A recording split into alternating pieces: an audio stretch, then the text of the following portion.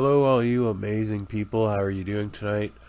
Thank you so much for watching Signs and Wonders. If this is your first time here, please subscribe. I want to continue to pray for the people of Puerto Rico. They're having tons of earthquakes, power outages. There's like 9 million people in the dark.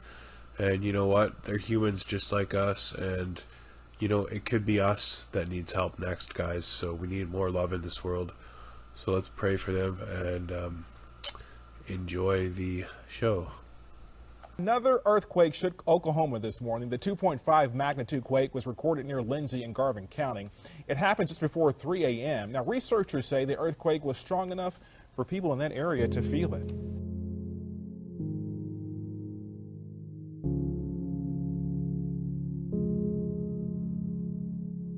The earthquake activity that they're having is fairly normal in a long time span of what's typical.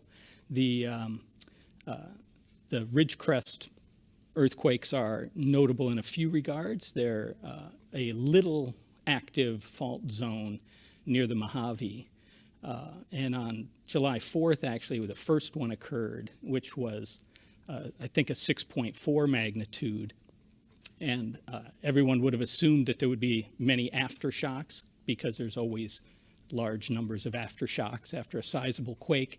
And then the next day on July 5th, there was a 7.1, which is a much larger earthquake, which was not normally expected.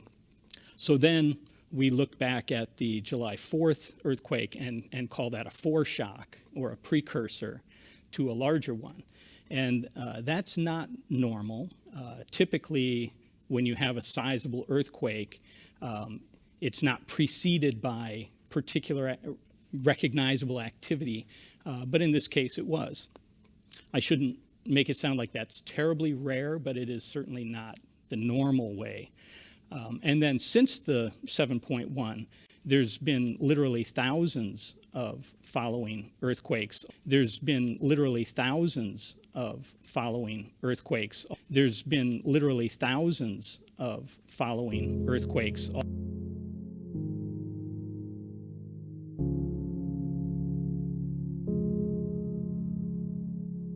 In Puerto Rico tonight, nearly 1 million in the dark after the deadly 6.4 earthquake. President Trump has now signed an emergency declaration tonight. Supplies are now being rushed in. Victor Akendo is in Puerto Rico for us. Tonight, new surveillance video shows a tremor hitting this convenience store after the largest quake in a century. A 6.4 rocked Puerto Rico. Businesses and hundreds of homes, schools and churches leveled. Terrified families cleaning up the damage and bracing for aftershocks. This is one of several homes in this neighborhood that was destroyed. It was actually razed and there is a crushed car underneath all the rubble. Here, right here, everywhere.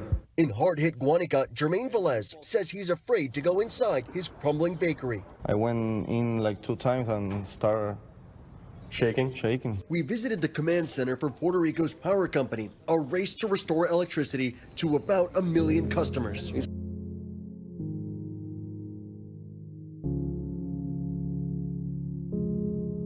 It's crazy, man. There is a lot of people here working. Actually, we are working here 24/7. Volunteers pitching tents, families sleeping outside, afraid to go home. Everybody okay? Panic throughout the city. Inside businesses and in the streets. The massive 7.1 quake shook this town just a day after being rocked by a magnitude 6.4 foreshock on the 4th of July. Everything gone. Yeah. The violent shaking causing this home to go up in flames. There's a house right there. You see that thick black smoke. Firefighters right now working to put that out.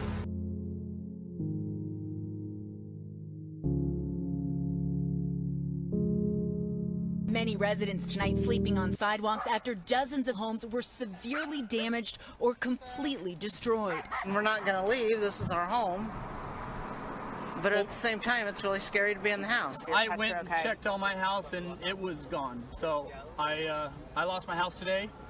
I don't know if I could even save it. Grocery store owners had barely finished cleaning up after Thursday's shaker when Friday's hit. I was smoking cigarettes outside. I thought, this is it. End of the world. It shook like crazy. Some 3,000 residents in the area are without power. And in nearby Trona, California, a quake split the highway, making it difficult for emergency services to reach residents. This side of the fault moved that way towards the south. This side of the fault moved that way towards the north. Fearing structural damage, Ridgecrest Regional Hospital, the area's only trauma center, protectively evacuated patients.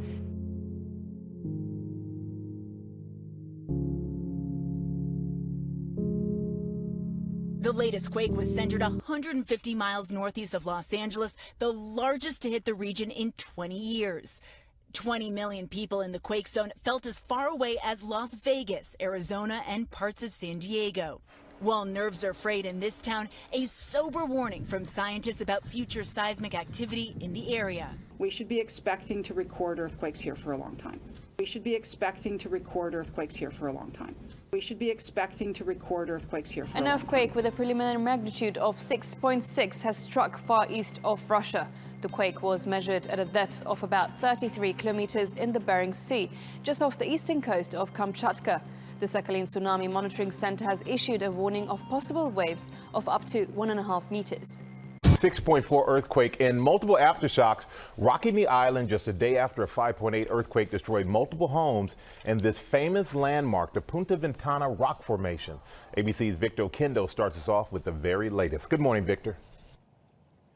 Good morning, Michael. This was felt across the island, the most powerful earthquake yet, followed by a swarm of at least 11 more. The notoriously vulnerable power grid was shut down proactively, and we're now getting a better scope of the damage with Sunrise.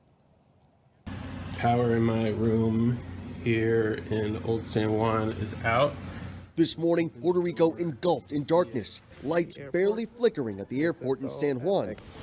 The power went out at the airport. At least one hospital forced to evacuate patients to the streets in their gurneys after a powerful 6.4 earthquake rocked the island this morning.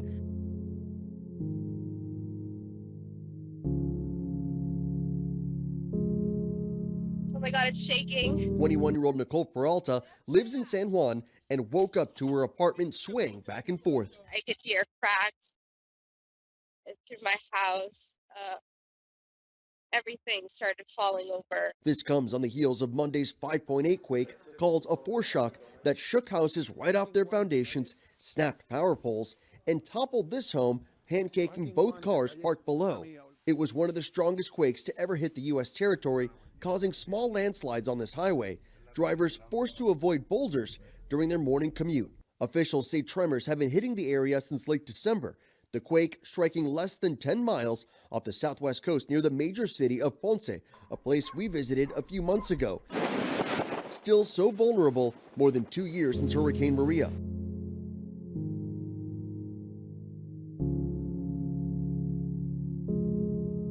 When they rain coming a lot of water. A lot of water comes right inside the house. More than 13 aftershocks followed Monday's quake, this station on the air during one of them. The threat of a quake looms large here because Puerto Rico sits along the border of two tectonic plates.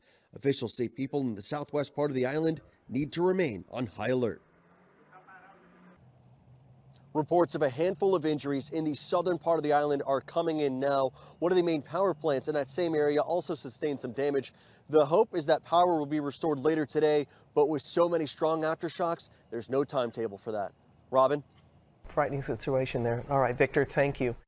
News just in, an earthquake of magnitude 7 has struck off Indonesia's island of Sumatra. Now, the Indonesian Geophysics Agency issued a tsunami warning. The Disaster Mitigation Agency is urging residents on Banten coast to immediately evacuate to higher ground. The U.S. Geological Survey said the quake hit at a depth of 59 kilometers, about 227 kilometers from the city of Teluk Betung on the island. The tremor was felt in the capital, Jakarta. And there have been no immediate reports of damage or casualties, and we will bring you more information as and when we get it. In Indonesia, 6 people have died after a magnitude 6.5 earthquake hit the eastern Maluku province early on Thursday. More than 12 people were injured. A magnitude 5.6 aftershock was reported in less than an hour of the main tremor. Now, the quake damaged some buildings and triggered landslides. A number of residents were forced to flee their homes. No tsunami alert has been issued.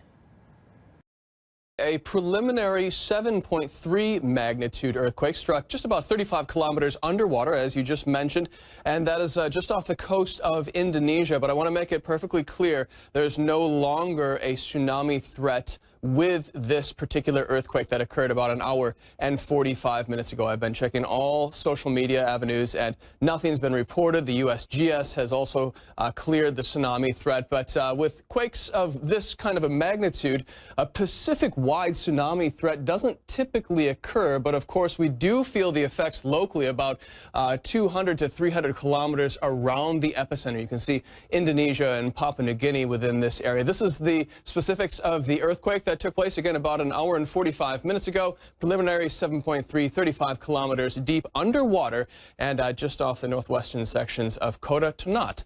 Now, we also have the G20 summit that we are covering very closely here at the CNN International News Desk and Weather Center. It has been extremely hot.